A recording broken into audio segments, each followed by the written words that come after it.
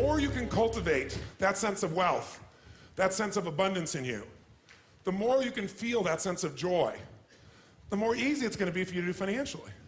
Because you're not going to be in this scarce, fearful mode. Now that's not enough by itself. You can have this great sense of abundance and do the wrong mechanics and be a disaster. True or false?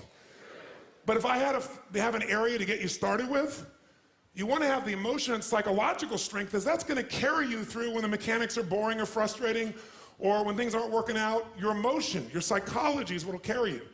It'll get you to keep doing it. Everyone knows, if you've done any studies, Dr. Seligman is very famous for doing studies on optimism. And in those studies, you know what he found out?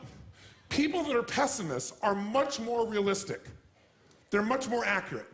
If you give them a test and you ask them to look at something and give you a size measurement of it, or to evaluate their own success or failure at a task, in every study Seligman's done, he did it in University, I think Pennsylvania if I remember correctly originally, what he found was that optimists always see themselves as doing better than they really did.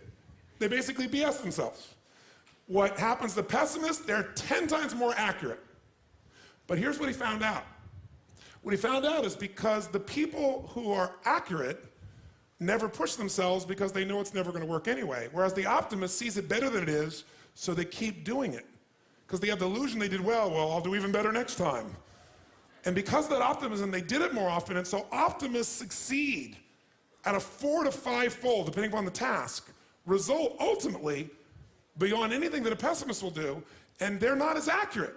All that's a big way of saying is, if you can develop a psychology of resilience in yourself, you don't have to be optimistic or fake, you can be real. The realness is, whatever shows up, you are larger than anything that can happen to you. You are larger than any financial challenge you could ever face.